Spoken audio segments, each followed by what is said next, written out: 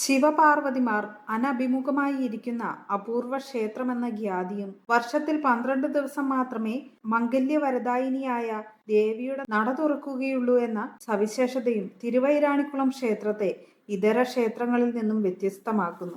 ഉമാമഹേശ്വരന്മാരുടെ ചൈതന്യം നിറഞ്ഞു തുളുമ്പുന്ന 12 ദിവസത്തെ നടതുറപ്പ് മഹോത്സവം കഴിഞ്ഞ് നടയടയ്ക്കുമ്പോഴും പ്രത്യേക ചടങ്ങുകൾ നടത്താറുണ്ട്. മഹാദേവന്റെ അത്താഴ പൂജയ്ക്ക് മുമ്പായി പാർവതി ദേവിയെ പാട്ടുപുരയിൽ നിന്ന് ശ്രീകോവിലിലേക്ക് എഴുന്നള്ളിക്കും. 3 മനക്കാരും സമുദായക്കാരും അന്തർജനങ്ങളും തിരുനടയിലെത്തും. തുടർന്ന് തൃക്കൺ പാർത്തു കഴിഞ്ഞോ എന്ന് പുഷ്പിണി ചോദിക്കും. ഉവ്വ് എന്ന് സമുദായ തിരുമേനി ഉത്തരം പറയും. നടയടപ്പിക്കട്ടെ എന്ന് 3 തവണ പുഷ്പിണി അടുത്ത ചോദ്യം ചോദിക്കും. അടപ്പിച്ചാലുമെന്ന് സമുദായ തിരുമേനി ഉത്തരവും പറയും. ഉടനെ പുഷ്പിണി ശാന്തിക്കാരനോട് നടയടയ്ക്കാൻ ആവശ്യപ്പെടും. ശാന്തിക്കാരൻ നടയടയ്ക്കും. അങ്ങനെ നടതുറപ്പ് മഹോത്സവത്തിന് പരിസമാപ്തിയാകും. ഇനി ദേവിയെ കൺകുളിർക്കെ കാണാൻ 1 വർഷം കാത്തിരിക്കണമെന്ന ചിന്തയോടെ നിറകണ്ണുകളോടെ കൈകൂപ്പി ദേവിയെ ധ്യാനിച്ച് മെല്ലെ ഭക്തജനങ്ങൾ യാത്രയാകും. ഈ വർഷത്തെ നടതുറപ്പ് മഹോത്സവം 2025 ജനുവരി 23 സമാപിക്കുകയാണ്.